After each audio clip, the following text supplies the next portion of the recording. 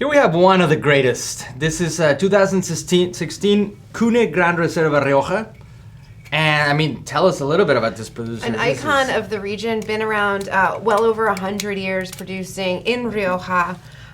They're just one of the staple producers, 2016 phenomenal vintage, and they're Gran Reserva. So this is their top wine. It ages many, many years in the cellar, in the bottle, before being released to the world. So it's a blend here. We have 85% Tempranillo, we have 10% Graziano, and 5% Mazuelo. What's really interesting about Rioja is its connection with Bordeaux, and when Bordeaux had phylloxera, a lot of the winemakers came over to Rioja to fill the need of the wine of the French. And so they brought in this, a few things. Along with that, they brought in the idea of oak aging. So this really shows that you got a little bit of that French oak, there's a little bit of American oak.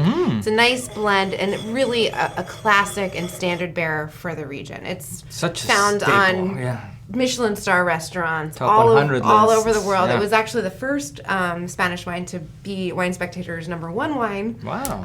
And so they've really just solidified themselves in the world of wine over the past 150 years. I think one of the keys of this producer is the integration of both French and American oak. While American oak is the preferred and traditional style of the Rioja, this one adds a little bit of cocoa, a little bit of like that the vanilla and different spices into the wine. The nose alone is incredibly enticing. And one other thing these guys brought over from France, and I know when I visited, is some architecture. So the Gustave Eiffel, you may know from the Eiffel Tower, actually was brought into Cune to build their cellar. So it's got that same beautiful steel work in a wine cellar. And what's so amazing about it is it's this enormous room, but there's no pillars. And it was done in a way so they could move barrels around without having to work around pillars. So using his architectural full know-how, use of the space. Yeah.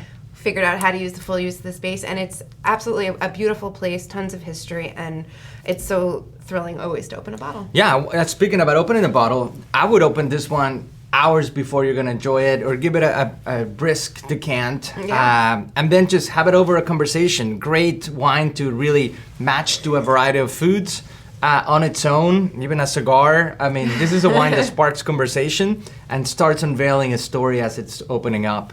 Absolutely. Quite tasty. Beautiful wine. Cheers.